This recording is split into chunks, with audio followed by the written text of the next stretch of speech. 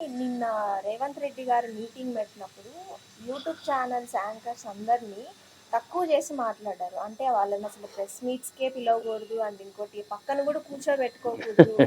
అంటే శాటిలైట్స్ కంటే YouTube channels అంత తక్కువనా లేకపోతే ఏంటి ఆయన ఉద్దేశం? ఏం లేదు.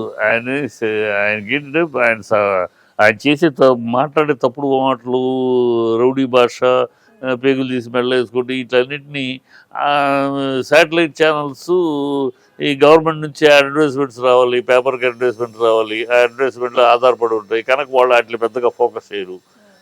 ప్రభుత్వం మాట్లాడే తప్పులు కానీ, సీఎం మాట్లాడే తప్పుడు భాష కానీ, ఆ రౌడీ భాషను కానీ వాళ్ళు ఫోకస్ చేయరు. ఎందుకంటే వాళ్ళకి మరి అడ్వర్టైజ్మెంట్స్ గవర్నమెంట్ నుంచే కదా రావాలి. ఎక్కడ చేస్తే అడ్వర్టైజ్మెంట్ ఎక్కడ కట్ చేస్తారు అని వాళ్ళు ఇంకా యూట్యూబ్కి ఆ కంట్రోల్ లేదు, యూట్యూబ్ ఇచ్చేదే లేదు. సో జనరల్ పబ్లిక్ తోటి వాళ్ళకి కనుక వాళ్ళు ఓపెన్గా నిజం మాట్లాడుతున్నారు. అది ఆయనకి రుచించట్లా. ఆయనకి భజన చేయాలి. రేవంత్ రెడ్డికి భజన చేస్తే గొప్ప, భజన చేయకపోతే ఆయన తప్పులు ఎత్తి చూపితే పనికిరావు.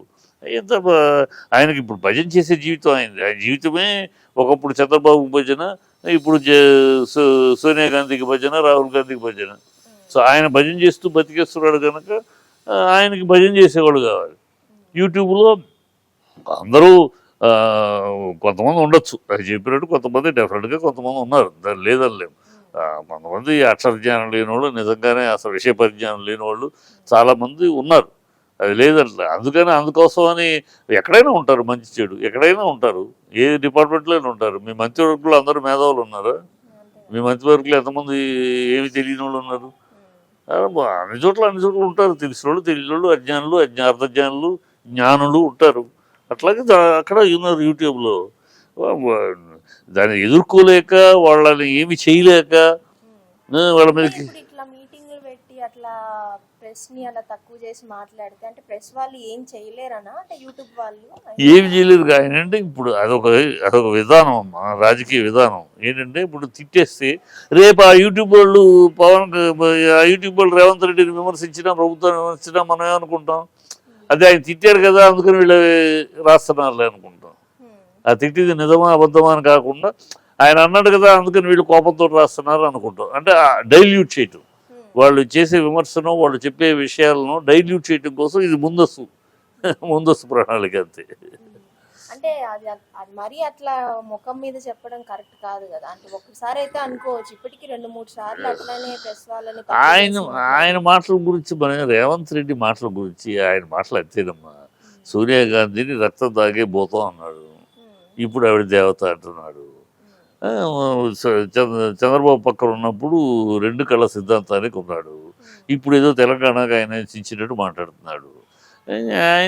ఆయన మాటలకు నిలకడలేదు. ఏదో మొత్తానికి అదృష్టమో, రాష్ట్ర దురదృష్టమో, ఆయన అదృష్టమో సీఎం అయిపోయాడు. ఇక ఏదో మాట్లాడుతూ ఉంటాడు.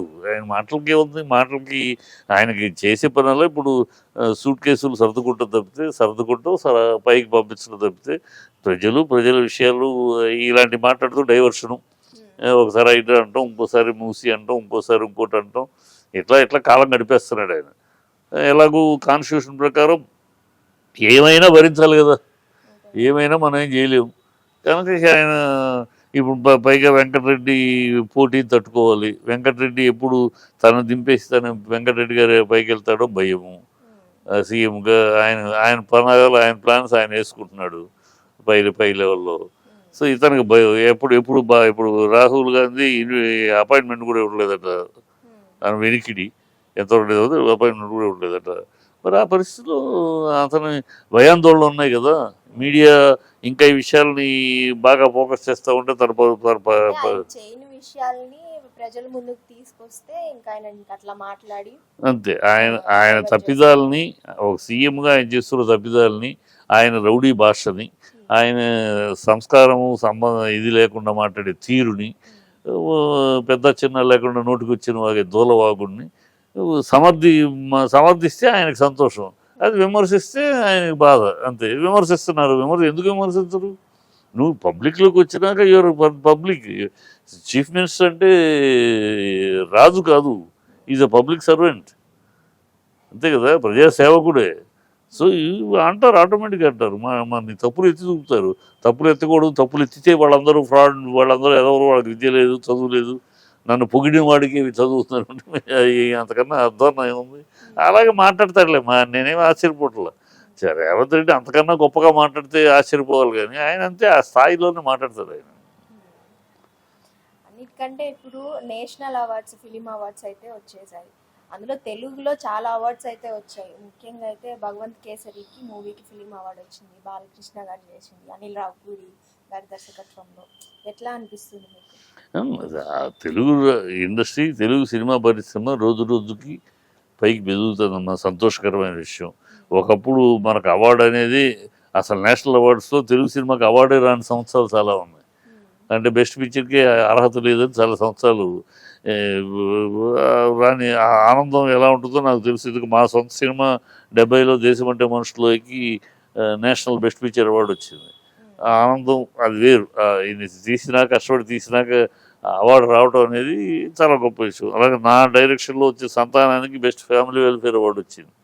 మేము ఇంట్లో ఒక 2 అవార్డులు పొందాం కనుక ఆనందం ఎలా ఉంటుందో, అనుభూతి ఎలా ఉంటుందో నాకు బాగా తెలుసు.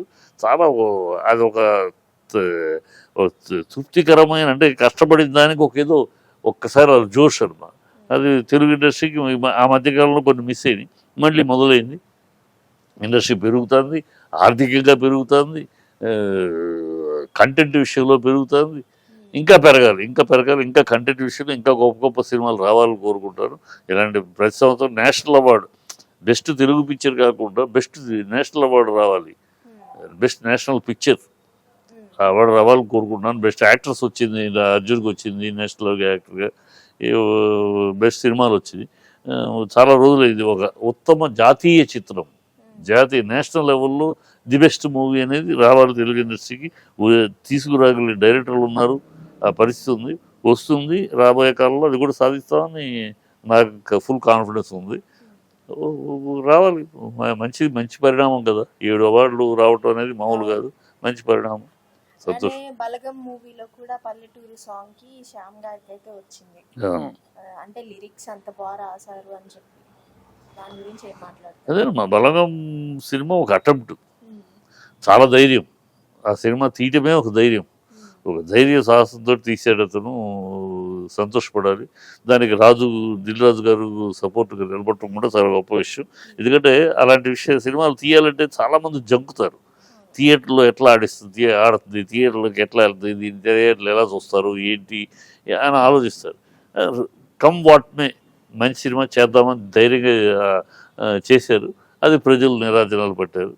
సో దానికి కూడా పాటకు రావడం కూడా సంతోషం కదా. మంచి అంటే శ్రమకు తగ్గ ఫలితం వాళ్ళ యొక్క జర్నీకి ఒక చిన్న కలిగితురాయిలాగా మంచి సంతోషం.